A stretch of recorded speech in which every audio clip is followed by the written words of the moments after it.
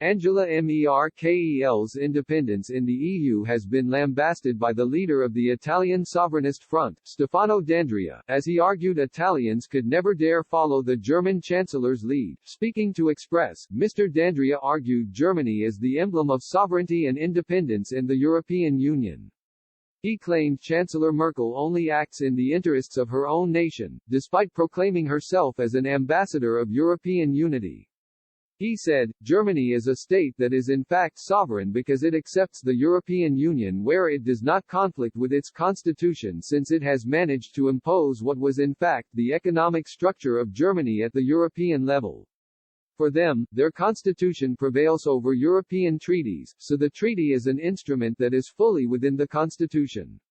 But even when it came to wars, without positions, without declaiming, in fact, Germany has always shown independence. When Trump first raised some objections, Merkel said openly, we must arm ourselves, we must find another alliance if the United States no longer protects us, things that were unthinkable if said by an Italian.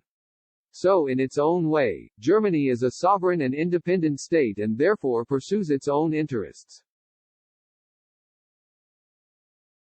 When Merkel doesn't do it, she doesn't do it not because the EU tells her not to. When she doesn't do something, she doesn't do it because it suits her interests. The Italian politician hopes Italy could one day follow the UK outside of the Brussels bloc. Mr. D'Andrea believes a return to sovereign nation-states in the EU would allow Italy to recover from its financial crisis. In a brutal attack on the EU, the left-wing Eurosceptic said Ursula von der Leyen's latest attempt to punish the UK for its decision to leave the EU was clearly in line with the bloc's tough attitude against Eurosceptics. Asked how he judged Mrs. von der Leyen's attempt to ban all vaccine exports from the EU to Northern Ireland, Mr. D'Andrea said, with regard to the United Kingdom, it seems to me that there has been an extremist attitude in the European Union since the very beginning. As a matter of fact, it is not accepted that anyone can leave the EU.